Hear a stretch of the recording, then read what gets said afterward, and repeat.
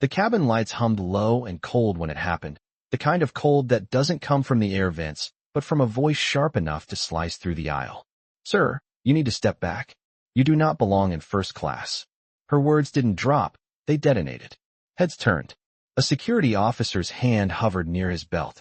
A flight attendant blocked the aisle with the stiffness of someone convinced she was protecting something precious from someone dangerous.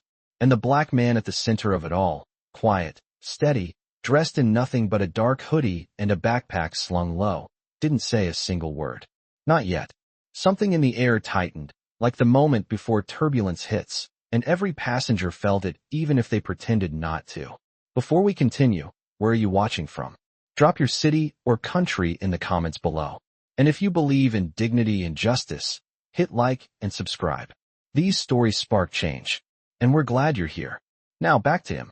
His name was Isaiah Ward, though no one on that plane knew it. Not the flight attendant who spoke to him like he was an intruder. Not the security guard sizing him up like he'd already committed a crime. Not the passengers whispering while glancing at his shoes, his bag, the color of his skin. And certainly not the captain watching from the galley door, arms crossed, deciding whether to get involved or pretend he didn't see. Isaiah stepped forward, calm as a man walking into a storm he'd seen before. He'd taken this exact route, Denver to Atlanta, more times than he could count. But today wasn't routine. Today was a test. His voice stayed low. "This is my seat." He held out his boarding pass. It trembled slightly, not from fear, but restraint. The attendant didn't even look at it. She kept her hand up like she was stopping traffic. "Sir, people try this all the time. Move. Now." The word "sir" wasn't respect, just a thin wrapper around contempt.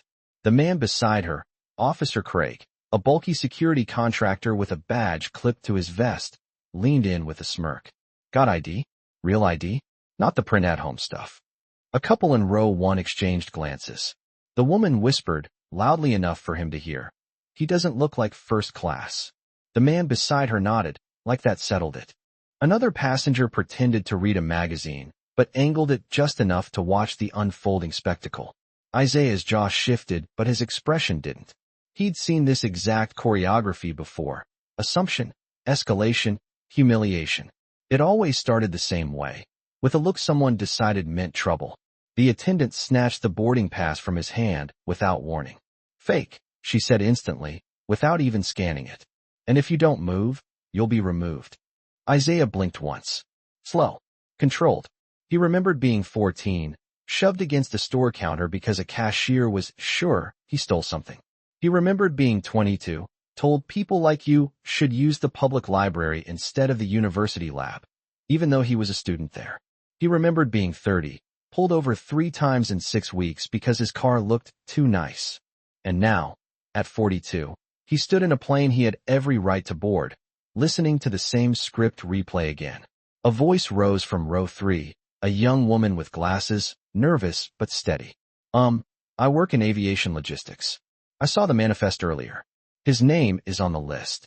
The attendant snapped her head toward her. "Stay out of this." Isaiah turned slightly, meeting the woman's eyes. Something unspoken passed between them, recognition, gratitude, exhaustion, solidarity. But before he could speak, Officer Craig stepped closer, boots thudding like warnings. "Sir, step off the plane. You can talk to us outside." The tone wasn't a request. It was a decision already made. A murmur spread through the cabin, some annoyed at the delay, some curious, some uneasy, a few quietly thrilled by the drama. The attendant folded her arms. "We've called additional security. You're holding up boarding." Isaiah exhaled once. Deep. Steadying. And then she made the mistake he would not forgive. She reached for his arm, fingers outstretched, ready to drag him out like luggage left in the wrong place. In that instant, Isaiah moved. Not fast, not threatening, just deliberate. His hand dipped into his jacket. Passengers stiffened. Officer Craig tensed. A gasp ricocheted down the aisle. And then Isaiah held it up. A badge. Gold. Heavy. Stark. Official. FBI. He didn't raise his voice. He didn't need to. "Before you put your hands on me," he said, each word a quiet blade, "you should know exactly who you're dragging." The attendant froze mid-reach. Officer Craig stepped back like someone had yanked a wire from his spine. The couple in row 1 went silent. A ripple of "oh God, oh no, oh no, no, no" swept through the cabin. Someone whispered, "He's FBI?" Someone else breathed, "They're screwed." And for the first time since he boarded, Isaiah let his eyes harden, not with anger, but certainty. The storm had arrived, and he wasn't the one who should be afraid. Isaiah's eyes swept across the cabin, taking in the faces that just moments ago had looked at him with judgment, fear, or indifference. The air had shifted from tense silence to quiet murmurs of disbelief, and he could feel the weight of every eye now on him, some filled with curiosity, others with unease, but none with the confidence they had carried before. The flight attendant, who had once been so sure of her authority, stood frozen, her hands still poised in midair, as if waiting for permission to speak. But Isaiah wasn't going to give her that. He could feel the familiar, sharp sting of being misunderstood, but this time, it was different. This time, the power dynamics had shifted. With one calm, deliberate motion, he slipped the badge back into his jacket pocket and gave the attendant a long, hard look. "Now," he said, his voice quiet but cutting through the room like a knife. "Let's start over." His words weren't an invitation, they were a command. The attendant's face paled as she quickly glanced around, realizing the weight of her mistake. She had crossed a line, and now, there would be consequences. Officer Craig, who had once towered over Isaiah with the arrogance of someone who thought they were in control, now shifted nervously. His stance faltered, and for a split second, Isaiah saw the doubt creeping into his eyes. The rest of the passengers were no longer merely spectators. They had become witnesses. They saw something they hadn't expected, the kind of quiet strength that had been hiding in plain sight. It wasn't a show of force. It wasn't loud or confrontational. Isaiah wasn't angry. He was calm. Too calm. And that was the part that terrified them the most. "This seat," Isaiah continued, his gaze unwavering. "This flight, this plane, it belongs to everyone. Not just the ones who think they own it because of what they wear or how they look." A low murmur spread through the cabin, and Isaiah felt a shift. A subtle but unmistakable one, as the passengers began to understand. It wasn't just about him. It was about the system, the assumptions, the prejudices they had all allowed to exist for too long. For the first time, a couple of the passengers in first class, the ones who had been whispering under their breath, exchanged uncomfortable glances, their previous smugness replaced with something closer to guilt. They were seeing it now. The truth. A few seats away, a man with glasses lowered his phone, his face unreadable but his eyes fixed on Isaiah. There was no mistaking what had just happened. This wasn't some random event. This was a lesson in power. A lesson in respect. The attendant stepped back, visibly shaken, but Isaiah wasn't done. He wasn't going to let her off that easy. "You called me a fraud," he said, his voice dropping to a whisper that echoed through the aisle. "In a place I pay for, in a seat I paid for, and you think I don't belong?" There was no anger in his voice. No raised pitch. Just a steady, undeniable truth. The flight attendant took a step back, her face a mixture of confusion and disbelief. She had seen the badge, but it was as if she still couldn't process it. Was she really supposed to believe that a man in his 30s, dressed casually, could be who he said he was? That's when it hit her, the moment she realized she wasn't dealing with someone she could push around. And then it happened. A quiet voice from the back of the plane, barely audible at first, but growing louder, echoed the sentiment Isaiah had just articulated. He's right. A woman in her late 50s, who had been sitting quietly in the back, stood up and addressed the rest of the cabin. "This isn't just about him," she said. "It's about how they treat all of us." Her words hung in the air for a moment. Then the room erupted in a low, collective buzz. A few passengers stood, some shaking their heads, others nodding in agreement, and some just watching. Isaiah felt the shift in the atmosphere as the weight of his words settled in. He wasn't just standing up for himself. He was standing up for everyone who had ever been judged unfairly, mistreated, or ignored simply because of how they looked or what others assumed about them. The attendant, clearly flustered, turned to Officer Craig for support, but he didn't meet her eyes. Instead, he looked down at his feet, suddenly realizing the role he had played in this. Isaiah's gaze remained steady, never wavering, his posture straight but unthreatening. The power he commanded was silent but firm, as if his mere presence had become enough to shift the room's energy. "Do you want to call security?" Isaiah asked, his voice almost a challenge now. Or are we going to continue with this flight? He wasn't asking. He was telling. The captain, who had been standing at the front of the plane, arms crossed, watching the scene unfold, finally stepped forward. His face was unreadable, but his steps were slow, deliberate. We'll continue the flight, he said, his voice firm, no longer containing the doubt it had earlier. Let's proceed. Isaiah nodded slightly, a subtle acknowledgement of the captain's decision, but it was clear Isaiah had won. The captain may have had the final say, but the shift had already happened. The passengers knew it, the crew knew it, and most importantly, Isaiah knew it. The flight continued, but the dynamic in the cabin was forever changed. No one looked at Isaiah the same way again. And from that moment on, every passenger who had witnessed the exchange would carry with them the lesson of power, respect, and what happens when you choose to stand firm, no matter the odds. The plane had settled into a steady rhythm. The hum of the engines and the soft rustling of in-flight magazines almost masking the tension that lingered just beneath the surface.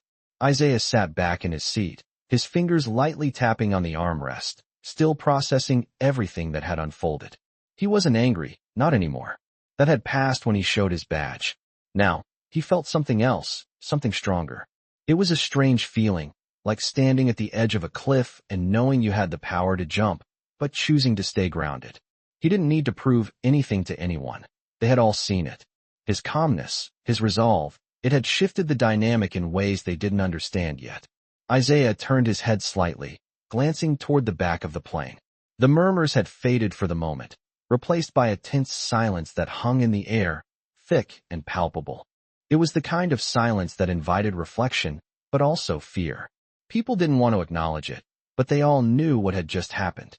The flight attendant, whose name he still didn't know, had kept her distance since the confrontation. She no longer met his eyes when she passed, her face still flushed with humiliation, but also with something else, fear.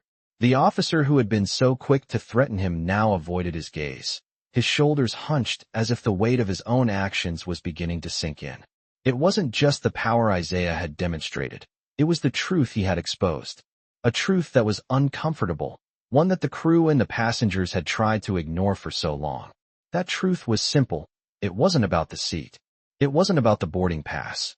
It was about how people were treated based on assumptions, on biases, on the color of their skin.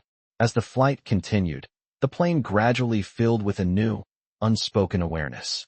People who had once glanced at Isaiah with suspicion now looked at him with a mixture of respect, curiosity, and something else he couldn't quite place.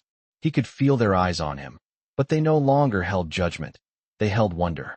The woman from row 3, who had spoken up earlier, smiled faintly at him when their eyes met, a silent acknowledgement of what had just happened. It was as if the room had collectively realized that Isaiah wasn't just a man who had been wronged. He was a man who had been right all along, and they had all been complicit in not seeing it sooner. The minutes stretched on, the rhythmic sound of the engines lulling the passengers into a false sense of calm, but the undercurrent of tension remained. Isaiah kept his eyes forward, his face a mask of indifference, but inside, his mind raced. He thought about what had just transpired, the assumptions made, the unfair treatment, the casual disregard for his humanity. It wasn't a new story. It was a story that had played out in countless ways, in countless places, for as long as history had been written. But now, in this moment, in this confined space, the power had shifted. He had taken control. It wasn't just a victory for him. It was a victory for every person who had ever been looked at and dismissed, every person who had been judged by how they looked instead of who they were. He thought about how many times he had been in situations like this before. How many times had he been underestimated? How many times had he been told he didn't belong? The memories flooded back, each one like a wound that had never fully healed, each one a reminder of the countless small injustices he had endured over the years. But now, those memories no longer held the same power over him. He had done what needed to be done. He had taken a stand. And in that moment, it felt like the world had tilted just slightly in his favor. The captain's voice came over the intercom, breaking the silence. Ladies and gentlemen, we are now cruising at 30,000 feet. Thank you for your patience. We will begin our descent into Atlanta shortly. Isaiah barely heard the words. his mind still processing the events that had unfolded. He felt the weight of the moment, but he wasn't going to let it consume him. He wasn't going to let anyone forget what had just happened. He wasn't just some random passenger. He wasn't just a black man on a plane. He was someone who had the power to change the narrative, to force people to confront the truth, whether they wanted to or not. He glanced around the cabin once more, his eyes lingering on the passengers who had been watching. Most of them had returned to their own worlds, their own conversations, but some were still looking at him, their eyes now filled with a different kind of respect. And that, he realized, was the true power of what had just occurred. He had made them see him, really see him, not as a threat, not as a stereotype, but as a man. And that was a victory in itself. As the plane descended toward Atlanta, Isaiah leaned back in his seat, the weight of the moment slowly lifting. He had won. But more importantly, he had shown them all what it meant to stand up, to never back down, to always demand respect, no matter where you are or who you are. The moment the wheels touched the runway in Atlanta, the cabin erupted into the usual shuffle of passengers reaching for bags, unbuckling seatbelts, and preparing to rush the aisle. But this time, everything felt different. An invisible line had been drawn in that space, a quiet divide between the people who had witnessed what happened and the people who had caused it. Isaiah stayed seated, unmoving, his posture straight and composed, his eyes fixed on the seat in front of him, as if he were still listening to the echoes of everything that had unfolded in the air. He could feel the shift from above to below, the subtle change in the air pressure, and with it the shift inside himself, a familiar heaviness settling in his chest, the weight that came after every confrontation, the weight of knowing this was not the first time, and it would not be the last. He watched the aisle fill with people eagerly leaning forward, desperate to escape the discomfort of the moment they had all shared. But a ripple passed through the crowd when the captain stepped out of the cockpit and walked directly toward Isaiah. The passengers nearest him froze, torn between pretending not to stare and being unable to look away. The captain stopped just inches from Isaiah's row, cleared his throat, and said, "Sir, could I have a word with you before you deplane?" His voice was measured, careful, almost reverent. Isaiah rose slowly, giving a short nod. Of course. The attendant who had disrespected him earlier stiffened, her face pale as she watched him stand. Her eyes darted between Isaiah and the captain, as if begging silently for some kind of mercy, but Isaiah did not look at her. Not yet. He followed the captain toward the front of the aircraft, every step echoing in the thick silence. Behind him, passengers instinctively leaned aside, creating a path. Some looked apologetic, others embarrassed, and a few stared down at their hands, unable to meet his gaze. The woman from row 3 gave him a small, supportive nod as he passed. He gave one back, subtle, but full of meaning. When they reached the galley, the captain closed the privacy curtain behind them. The space felt tight, suffocating even, but Isaiah remained calm, his breathing steady. "I want to apologize," the captain said, his voice low. "What happened back there should never have happened. I am aware of the situation, and I want to assure you that this will be addressed." Isaiah studied him for a long moment. The captain's eyes were genuine, but Isaiah knew apologies were only the beginning. Too often they were empty. Too often they were meant to smooth things over rather than meaningfully change anything. "Captain," Isaiah said softly, "an apology without action is just noise." The captain swallowed hard. "I understand. We will take action." Isaiah leaned forward slightly. "You have crew members who escalate before they think. Crew members who treat people differently based on how they look. Crew members who were ready to drag a paying passenger off a plane without cause." He paused. The captain's jaw tightened with shame. "That is not a training issue," Isaiah continued. "That is a culture issue."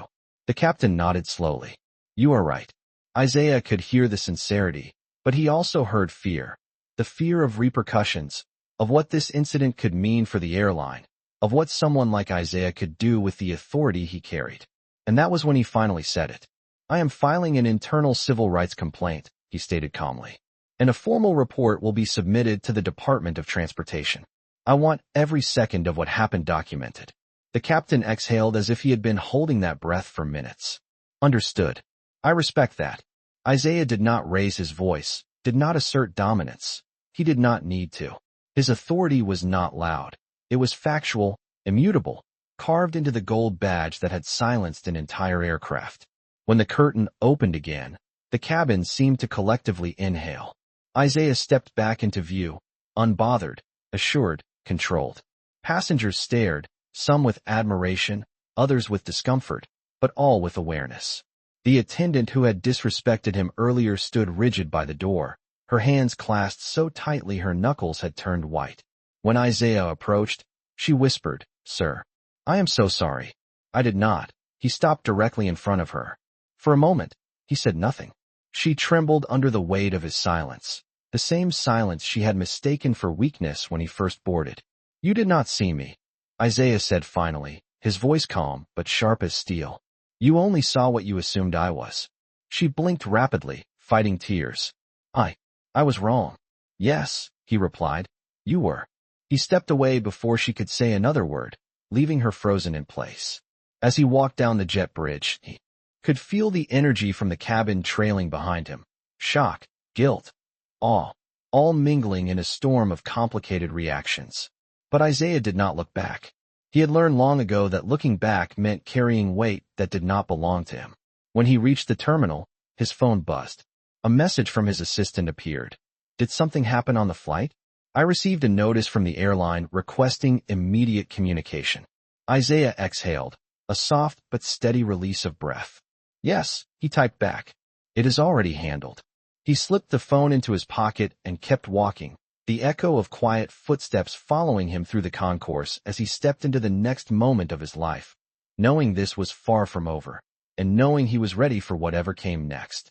Isaiah walked through the terminal with purpose, his footsteps steady against the polished floors. He had dealt with confrontations like this before, but something about today felt different. He could still feel the weight of every glance from the passengers on the plane, the way they had watched him stand firm, the way they had witnessed the subtle shift of power when he revealed who he really was. As he approached the exit, his phone buzzed again, and he pulled it out. A new message from his assistant, Nia, appeared. "The airline has reached out. They want to discuss the situation further. What's our next step?" Isaiah let the phone rest in his hand for a moment before responding. He could already feel the gears of change beginning to turn, but this time, he wasn't going to let it happen on anyone else's terms. He had made it clear on the plane, and now he needed to follow through. "Tell them we'll meet in the morning," he typed back. "And make sure they know that I'm bringing my lawyer with me. No more discussions without accountability." He hit send and slipped the phone back into his pocket. As he walked out of the airport, his mind raced through everything that had happened, but there was no time to dwell. He had work to do. He had built his career not just on his skills, but on his ability to read situations and act decisively, and this was no different. The plane ride had been a microcosm of the systemic issues that he had faced throughout his life. People who made assumptions based on appearances, people who thought they knew who he was without bothering to ask. And just like before, he had turned the tables. But now, it was time to make sure it wasn't just a moment in time. It had to be a turning point. The next morning, Isaiah sat in his office, the early morning sun casting long shadows across the sleek, minimalist decor. The floor-to-ceiling windows offered a view of the city that he had fought so hard to conquer, the city where he had carved out his name and earned his place. But today, the view seemed different. It seemed quieter. Isaiah sat at his desk, eyes fixed on his laptop as he reviewed the reports from the airline.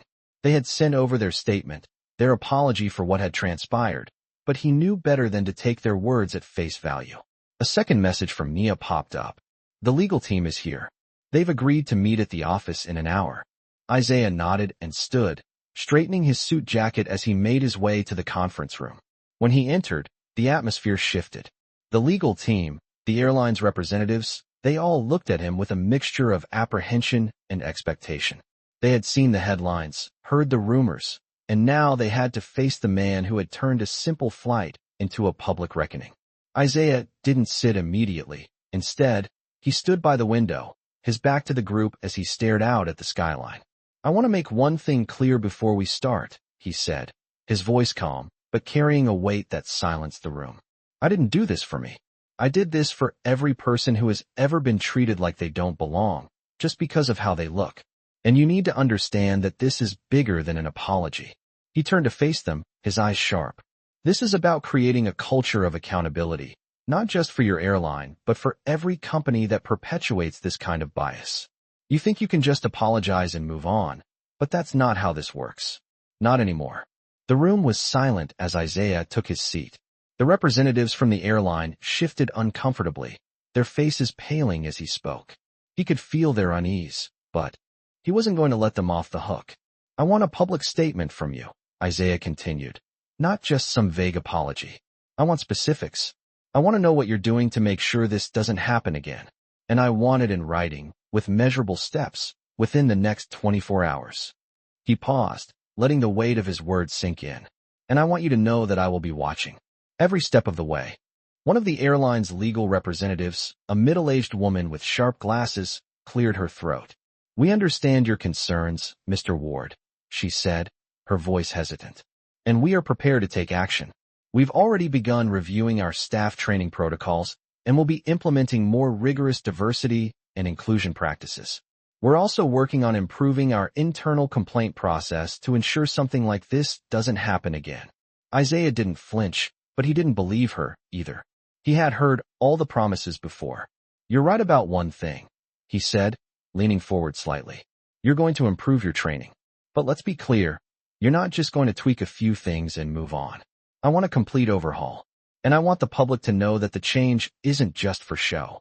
He stood up again, his presence commanding, filling the room. Because if it's not real, I'll be back. And I won't be alone next time. The room remained silent as he walked to the door.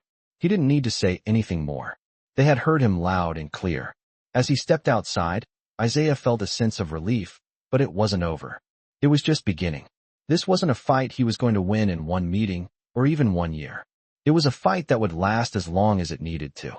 And for the first time in a long time, Isaiah knew that the fight was worth it. Isaiah stepped out of the conference room with a quiet resolve, his mind already moving to the next steps. As he made his way through the sleek corridors of his office building, he felt a sense of purpose like never before. The fight he had started on that plane was far from over, but he knew it had already begun to shift things.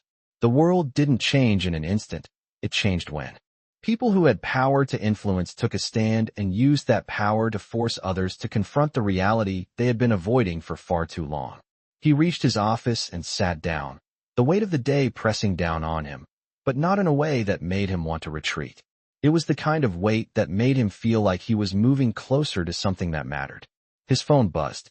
It was Nia again. The airline's legal team has confirmed the changes. They've started reviewing all complaints and initiating new staff training programs. Public statement will be released tomorrow. Isaiah nodded, his fingers tapping on the desk as he read the message.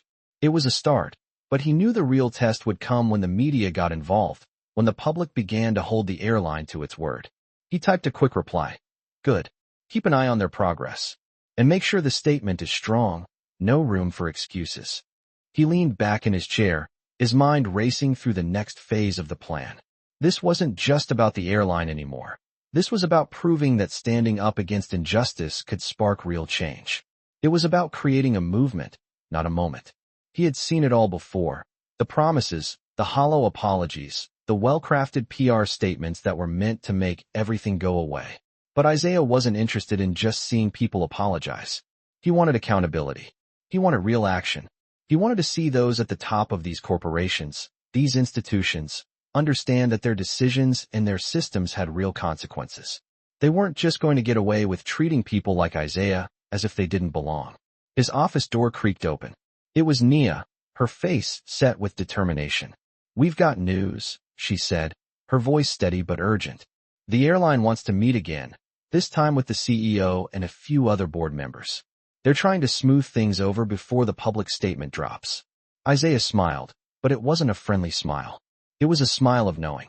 I expected as much, he said, standing up and walking toward the large windows that overlooked the city. Tell them I'll meet them. But this time, it's not just a discussion. It's time to get serious. Nia nodded and turned to leave, but Isaiah stopped her with a word. And Nia, he said, his voice soft but firm, make sure we have everything documented. I don't want any surprises. She turned back to him with a nod of understanding before stepping out of the room. Isaiah stood still for a moment, his eyes scanning the skyline. The city he had spent years building his empire in, the city that had often turned its back on him because of his skin color, was now the backdrop to the most important battle of his life. He wasn't just fighting for himself anymore. He was fighting for everyone who had ever been told they didn't belong, for everyone who had been silenced by their circumstances. The door to his office opened again, this time with a light knock before it swung wide. A tall man in a dark suit walked in, his face tight with the same blend of respect and apprehension Isaiah had seen all week. This was one of his key advisors, Malik, who had been with him for years and had helped guide many of the business decisions that had led him to this point. "You're making waves, man," Malik said with a slight grin, though his eyes showed concern. "The media is starting to catch wind of what happened on that flight. People are talking." Isaiah nodded, his gaze still fixed on the horizon. "Good. Let them talk. It's about time they heard the truth." Malik paused, stepping closer to Isaiah's desk. "What happens next?" he asked, his voice low. Isaiah turned toward him, meeting his eyes. "Next, we keep pushing. We make sure the changes they've promised stick. We hold them accountable, and we start expanding this conversation beyond just this airline. This is just the beginning." Malik frowned slightly, his expression thoughtful. "You know the media will want their pound of flesh. They're going to want to know if you're just using this for your own gain." Isaiah didn't flinch. "Let them question me. I'm used to it. But when they see the results, when they see the real change we're making, they won't be able to ignore it." Malik's expression softened slightly, and he nodded. "All right, let's make sure we control the narrative." Isaiah's gaze never wavered from the city below. "Exactly. We don't let anyone else tell our story. We tell it ourselves." As he spoke, the weight of his words settled over the room, filling it with the intensity of what lay ahead. This was no longer just a fight for recognition or respect. This was a battle for something much larger: the right to be heard, the right to be seen, the right to demand dignity. Isaiah knew that this wasn't going to be easy, but he was prepared for whatever it took. He had already fought for everything he had in this world, and now he was ready to fight for everyone who had ever been overlooked. The door to the meeting room would soon open again, and this time, the stakes would be higher. But Isaiah was ready. He always had been. The next morning, Isaiah found himself standing in a sleek, modern conference room, the walls lined with glass and the morning sunlight pouring through, casting long shadows across the polished floor.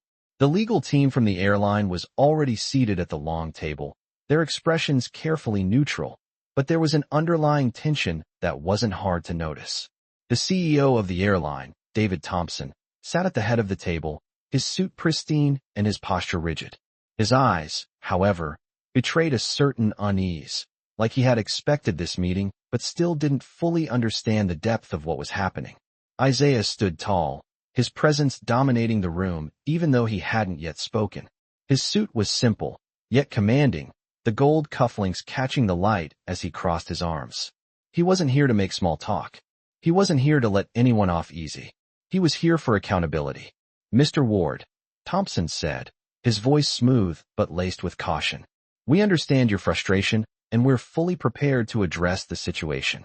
The internal review is underway, and as we discussed, new diversity and inclusion programs are already in the works." Isaiah listened, but his face remained impassive. He knew what they were offering, a surface-level apology wrapped in corporate jargon. He had heard it all before, and it was never enough.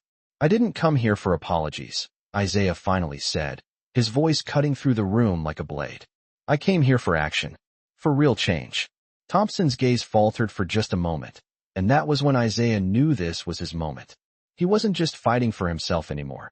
He was fighting for every passenger, every employee, every person who had ever been dismissed, ignored, or belittled because of their appearance. Isaiah stepped forward, his eyes never leaving Thompson's. "You said you were reviewing your policies, but I want to know how. I want to know how you're going to ensure this doesn't happen again. How are you going to change the culture of an entire airline that allows things like this to happen in the first place?" The room was still, all eyes on Isaiah. Thompson shifted uncomfortably in his seat, but he didn't respond right away. "We're implementing training," he said, finally, "and there will be consequences for any employee found to be in violation of company policy." Isaiah nodded slowly, but his expression never softened. "Training doesn't work unless you address the core issue. This is about more than just policies. This is about culture. A culture that assumes someone like me doesn't belong because of how I look, because of what I wear. He let the words hang in the air for a moment before continuing. You can't just fix this with more diversity training. You have to change how people think, how they perceive others, and that starts from the top. Thompson opened his mouth to speak, but Isaiah cut him off. And I don't just mean changing your employee training. I mean changing your leadership. If you want to fix this, you need to make sure people who think like this, people who see someone like me as an outsider, aren't making decisions in your company anymore. The CEO's face tightened, but he didn't say anything. Isaiah could feel the power shift once again, and he wasn't about to let it slip away. I've worked hard for everything I've achieved, but I shouldn't have to work twice as hard just because of the way I look, Isaiah continued. And I'm not the only one. Every person who has been discriminated against, every person who has had to fight to be seen for their worth instead of their skin color, deserves better. So if you're serious about making changes, if you really mean what you're saying, then you need to show me. Show me the action that backs up the words. Thompson shifted uncomfortably in his seat again, his fingers tapping nervously on the table. He opened his mouth to respond, but before he could, one of the senior lawyers from the airline interjected. Mr. Ward, we understand your concerns, but you must understand that this process takes time. Implementing these changes across the board is no small task. Isaiah's gaze snapped to the lawyer, his voice unwavering. How much longer do we wait? How many more people have to suffer before we say enough? The question hung in the air, challenging everyone in the room to face the truth they had been avoiding. The silence was deafening. Isaiah had said what needed to be said, and there was nothing more to add, no more excuses to make. Finally, Thompson spoke again, his voice quieter this time, almost resigned. We'll take your concerns seriously, Mr. Ward. We will commit to making the necessary changes, and we will keep you informed of our progress. Isaiah didn't smile, didn't nod in approval. He didn't need to. He had already won. I expect updates, not just on paper, but real progress. And I want to see the results in action. I'll be monitoring, and so will the public, Isaiah said, standing up from his seat. This isn't over. Not by a long shot. As he turned to leave the room, the tension was still thick, and he could feel the weight of it as he walked through the door. It wasn't just about the airline anymore. It was about holding everyone accountable, every company, every institution that allowed this kind of treatment to happen. Isaiah knew the fight was far from over, but he also knew this was just the beginning. As he walked down the corridor, the sounds of the office faded into the background. He wasn't looking back anymore. He was moving forward, with every step a testament to the truth he had just forced them to face. And he wasn't going to stop until things changed. The days that followed felt like an extended game of chess. Each move calculated, each response measured, but Isaiah was no longer just a player in this game. He was the one setting the pace. The airline had promised to implement changes, and for the first time, Isaiah could feel a shift in the air, the kind that only happens when the winds of power truly begin to change. He had kept in close contact with Nia, monitoring the situation closely, but he knew that it wasn't just about holding their feet to the fire. It was about making sure the flame didn't die out once the media moved on to the next story. Isaiah had seen it all before. The promises, the temporary changes, the superficial fixes that left everything in place. But this time, he wasn't going to let it slip away. He wasn't just fighting for a headline or a footnote in the history books. He was fighting for a legacy, one that would make people think twice before they ever dared to judge anyone based on how they looked again. He sat in his office late one afternoon, the city lights twinkling below him as he stared at his laptop. The emails from the airline's legal team had become more frequent, the updates more detailed, but Isaiah knew that action spoke louder than words. He had already made it clear that he wasn't interested in anything less than real change, and he wasn't going to settle for anything less. As the sun began to set, Nia entered his office, her expression focused, a stack of papers in hand. "We've got a new development," she said, walking over to his desk. "The airline has officially started rolling out the new training programs. They're also launching a series of diversity workshops for all employees, including management. They've promised to make the changes public in the next week." Isaiah raised an eyebrow, but didn't say anything right away. He leaned back in his chair, letting the silence linger for a moment, processing the information. He could feel the slow shift in the air, but he knew better than to trust just one step. What about the leadership team? He asked, his voice calm but firm. Are they truly on board with this? Or are they just trying to quiet the storm? Nia shook her head, a slight frown on her face. There's been pushback from some of the higher-ups. They're not all in agreement with the depth of the changes. Some of them want to keep it minimal, more about optics than substance. Isaiah's lips pressed together into a thin line. This was the moment that mattered. This was the line in the sand. He could feel his pulse quicken, but his voice remained steady, unwavering. That's exactly why we need to push harder. We can't let them think that this is about appearances. This is about reshaping their entire culture from top to bottom. No half measures. Nia nodded, understanding the gravity of his words. I'll make sure they know that. We're not backing down. Isaiah stood up, walking toward the window again, looking out over the city. The lights below seemed to shimmer with the promise of something better, something bigger than just what was in front of him. He wasn't in this fight alone. There were others watching, others waiting for the right moment to step in and help bring about the change they all desperately needed. This isn't just about the airline, Isaiah said softly, more to himself than to Nia. This is about setting a precedent, about showing the world that things can be different. We don't just wait for change, we make it happen. Nia stood in silence for a moment, then nodded. And we're going to make sure they know it's not just a moment. It's a movement. Isaiah turned to face her, his expression serious but determined. Exactly. And we're going to make sure this movement is unstoppable. No turning back. As they walked out of the office together, Isaiah's phone buzzed again. He glanced at the screen, seeing an email from the airline's legal department. He opened it, scanning the contents quickly. It was a draft of their public statement about the changes they were making. Isaiah frowned, reading through the words carefully. There was one line that stood out. We are committed to making strides in our diversity and inclusion efforts, and we are working to ensure that our policies reflect our values. The language was vague, careful, too careful for his liking. This wasn't enough. It was a start, but it wasn't real. Nia, he said, his voice low but firm, I need you to call them. I want a meeting first thing tomorrow morning. This statement isn't good enough. If they want to move forward, they need to make it clear that this is more than just a policy change. They need to make it clear that they are going to confront the culture that allowed this to happen in the first place. Nia looked at him, understanding the weight of the request. I'll get on it right away. Isaiah stood there for a moment, staring out at the city below. The night was growing deeper, but he felt a sense of clarity wash over him. He had started something bigger than himself, and he wasn't going to stop until it was finished. As he looked out the window, Isaiah knew one thing for sure. He was not going to let them turn this into another empty promise. The stakes were too high. Their fight, was just beginning. The next morning, Isaiah arrived at the office early, the cool air outside mirroring the focused energy he felt inside. Nia was already at her desk, her fingers flying over the keyboard as she prepared for the meeting with the airline's team. The atmosphere was different now. There was no room for half measures, no more waiting for change to trickle down. This time, Isaiah was going to make sure that change came fast and hard, a movement too strong to be ignored. As he walked into the conference room, the representatives from the airline were already there, waiting. The CEO, David Thompson, sat at the head of the table, his face tight with the kind of nervous energy that came from knowing you were on the defensive. Isaiah's presence seemed to fill the room immediately.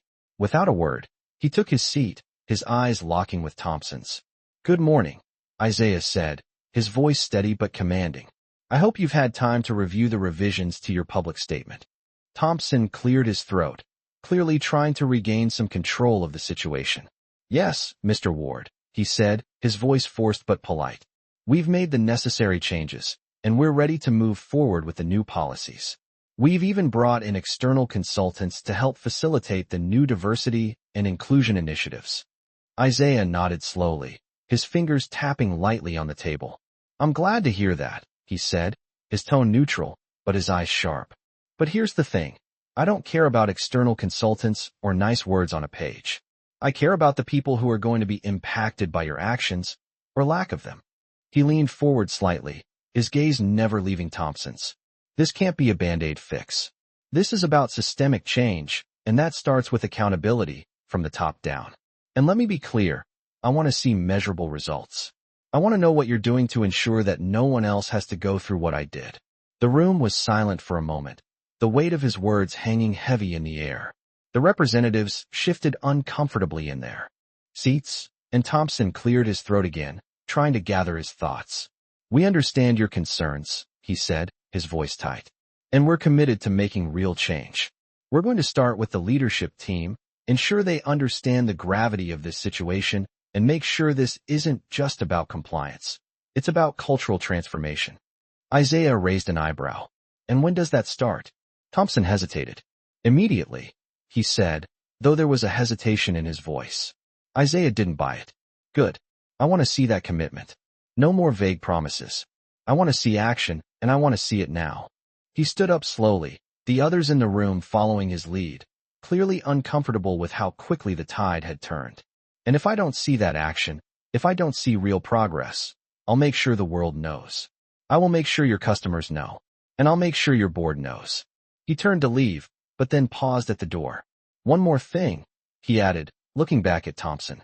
This isn't just about policies or procedures. It's about making sure people like me, people like all of us, are seen for who we really are, not the image you've decided we fit. So let's make sure you're not just checking boxes. Let's make sure you're actually changing the way people think and act.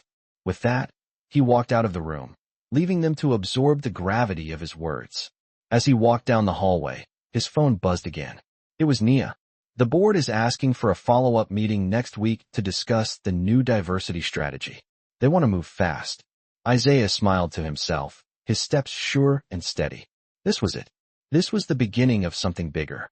He wasn't just going to be a part of the system. He was going to change it. And the next step was to make sure the airline followed through. The message was clear now. Change wasn't optional. It was inevitable. The people in power could either act on it or face the consequences. And Isaiah had already made it clear that he wasn't afraid to hold them accountable. He had started something, and he wasn't stopping until it was finished.